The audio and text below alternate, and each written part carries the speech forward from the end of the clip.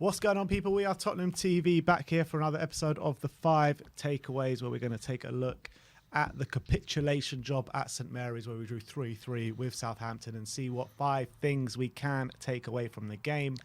Starting off with number 1, and that is Porro on the up. Yeah, so Porro's displays seem to be improving every single week, and this was no different. I think it was a very offensive display from him. Well, I think from an offensive point of view, was our best player on the day. He had 3 key passes, 2 dribbles, 2 completed crosses, won 5 of his 8 ground duels, made 2 tackles, and obviously scored the opening goal on the day as well. And it was his performances seem to be getting better and better week on week. Yeah, absolutely. And if you cast your mind back to his first appearance in a Spurs shirt, that 4-1 away defeat to Leicester, he was absolutely shocking in that game. And I always thought it was a kind of just a welcome to the Premier League, a bit like the way Lisandro Martinez had his first game in the Premier League as well. And yeah, like you say, he is growing in the Premier League game on game, and it was definitely one of the shining lights to come out of the game yesterday, Pedro Porro. So big up to Pedro. More of the same, please. I have no doubt you'll still be getting better and better as the games progress. But let's move on to number 2, and that is terrible away form. Yeah, and that's our 5th away game in a row now without victory, 4 losses and a draw. It's actually the longest we've gone without an away victory ever since December 2019. When Poch went a year.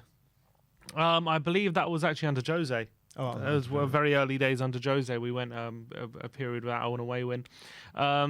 But that was following on Pochettino going a year without an away victory. Because Mourinho came in and broke that duck straight away, didn't he, with that away win against West Ham? Then they reverted back quite quickly after. Obviously, now it's 1 win away in 7 at St Mary's as well. And actually, if you take away the Preston away game in the Cup in all competitions, that's 2 wins in our last 9 away games overall. So our away form is really, really bad at the moment. It just goes to show the mentality of the players that are away from home. They're struggling so badly. Yeah, and it's really not great for us fans travelling up and down the country, across Europe, struggling big time away from home, and we need to improve that away form if we've got any chance of making that top 4 this season. But moving on to number 3, and that is a first for the Saints. Yeah, and Southampton actually only scored 11 goals at home this whole season, and they've scored 3 in 1 game. And it's actually the first time this season Southampton scored more than 2 goals in a game the whole season. And of course, it comes against Tottenham, and that is just rub salt into the wounds after we've missed an opportunity after being 3-1 up. You're thinking you're 3-1 up to a team that hasn't scored 3 goals in the whole season, and we still couldn't keep them out. So really, really poor. But Southampton, for the first time this season, scored 3 goals in a game. Yep, and it's another classic case of Dr. Tottenham will see you now at St Mary's this weekend. Moving on to number 4, and that is front 3 all involved. Yeah, and I actually thought our front 3, because Kulusevski, Kane and Son last season were electric together, and this season they've had their moments, but for some reason they haven't quite clicked as well as last season. But maybe we saw signs of it yesterday, because they all got involved in goal contributions yesterday. Son assisting Porro, Kulusevski with a brilliant assist for Harry Kane, and obviously Harry Kane scored with a brilliant header. And Kane was selfish, maybe a bit too selfish at times, but I thought Kulusevski, Kane and Son, by and large, were quite threatening throughout the game, and they were all involved in getting involved in the goal contribution. So that was one of the positives. Yeah, good to see them involved in the goal contributions, but I don't think it was anywhere as electric as what we saw last season. But granted, I do think Kulusevski had his best performance in a while. Hopefully that those goal contributions can give them a bit of confidence, and they can get back to those levels, what they showed last season. Moving on to number 5, and that is Conte Fury. Yeah, and obviously Conte, no secret.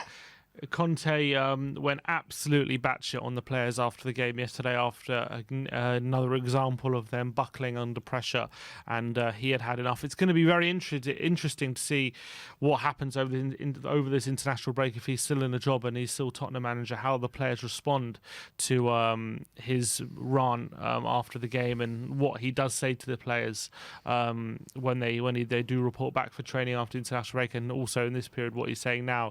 And it'll be interesting to see whether the message has set in or whether they start to turn on Conte. We're already hearing reports about the players growing frustrated with Conte and all these kind of things, which you always hear in these moments.